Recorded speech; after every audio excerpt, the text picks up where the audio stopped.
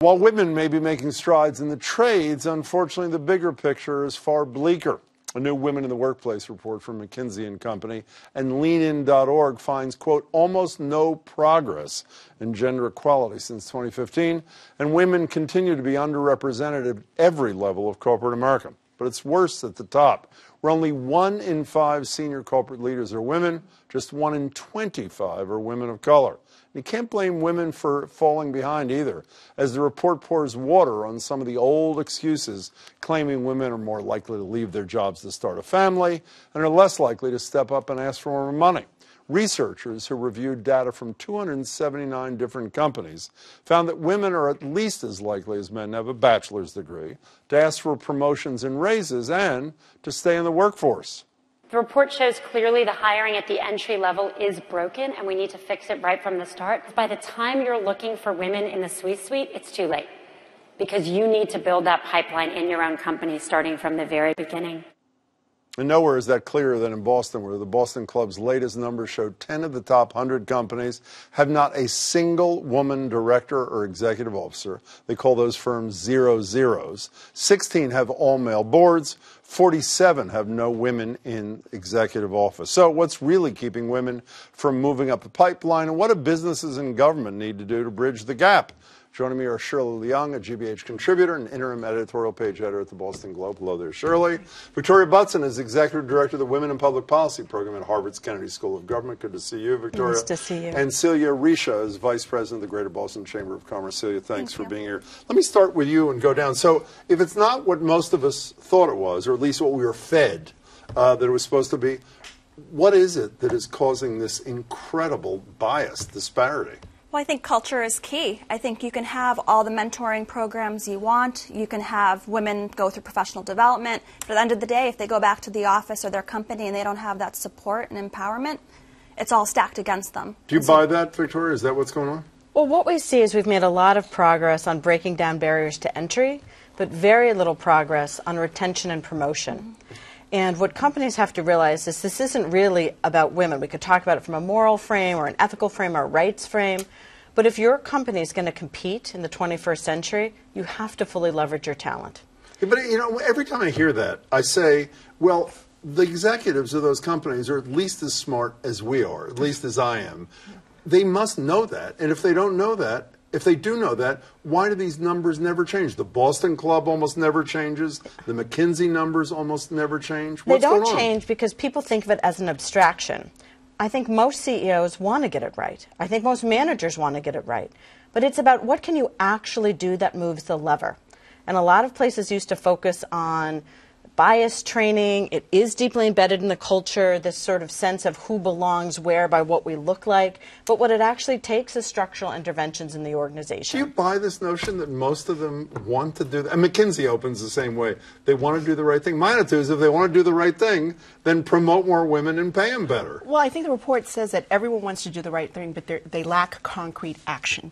And so that's what needs to happen. I mean, one of the things in the report talks about not only women need to be promoted at the same rate as men, and almost parity, in order to make true progress. And so I think you need to start putting some concrete numbers behind how you want to advance women. Well, Shirley Leung, as you and I have had the discussion before, concrete numbers are what the governor of California signed into law a couple of weeks ago in terms of boards of directors, that I think by next year or the following year, every corporation that wants to do business in the state, maybe it's every public, I'm not sure, corporation has to have at least one woman, which is not much, but it's more than 0 on the board. You don't like government intervention, even when the private sector has failed to police itself, do you? I'm warming up to that You are idea. warming up to it. Given how slow it is. I mean, the Boston Club is about to come out with its next Later census this week, on Wednesday.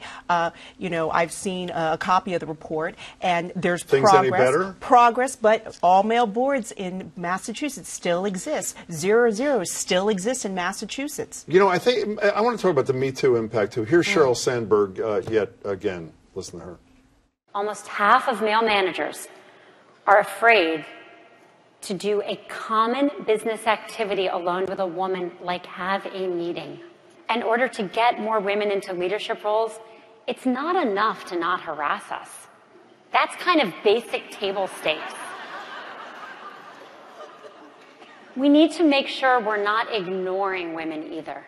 You know, when Mike Pence said he wouldn't have a meeting alone with a woman, I laughed and said, how 17th century is this guy? Half of managers are afraid to do a common business activity. Forget dinner, alone with a woman. That's a Me Too outgrowth, is it not, Victoria? I think we're in a situation where companies need to really focus on how they're going to get it done to build parity, and it's not about the one-on-one meeting. What it's really about is putting in defined interventions that are evidence-based.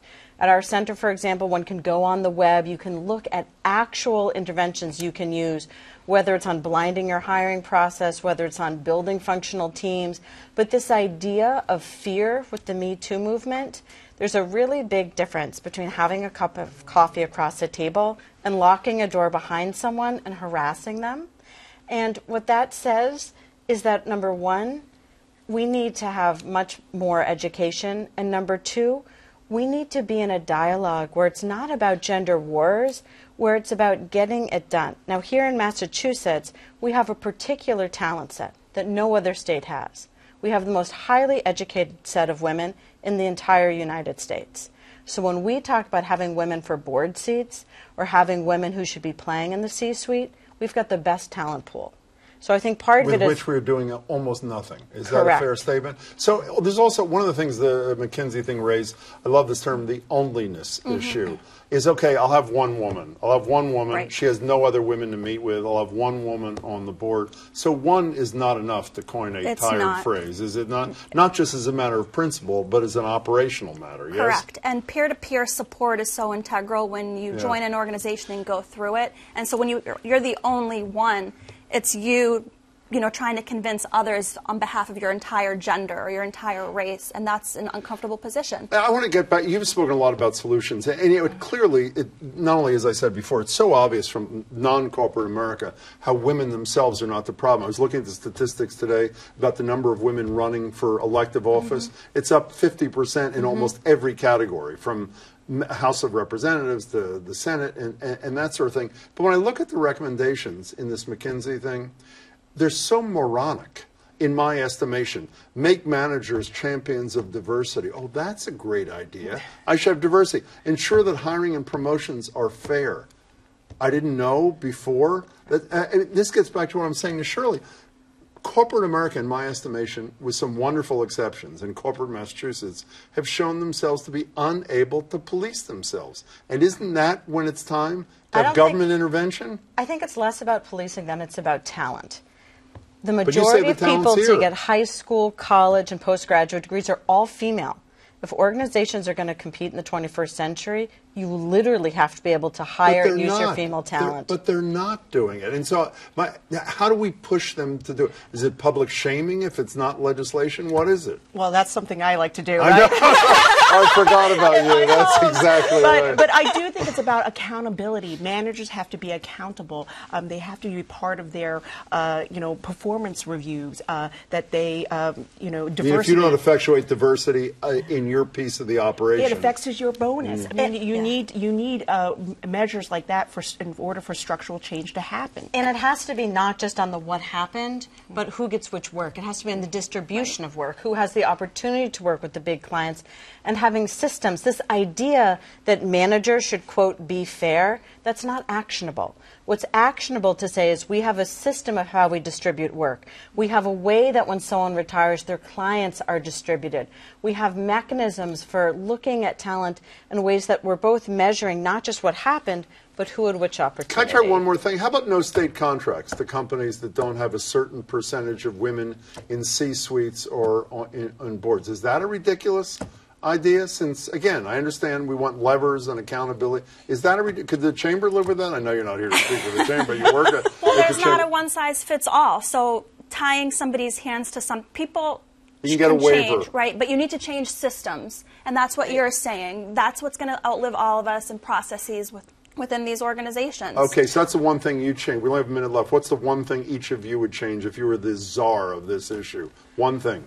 I would have it listed so everyone could see what the diversity, not just demographic, but thought, career path, education, And not just discipline. voluntary transparency, mandatory transparency. Within companies. I think companies should let their different departments compete for being good at this. Daylight solves a lot of this. How about you?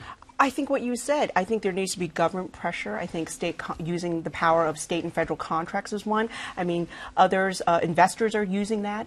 If you don't have a woman on your board, State Street will not, probably unlikely to invest in your company. We're about to have a meeting of the minds, Shirley. No one thought it was possible. Nice to see you. Good to see you. Victoria, great to see you. Great Thanks to so see you, much. Jim. Appreciate it. Thank you, As Jim. well. Thank you for your time, all three of you.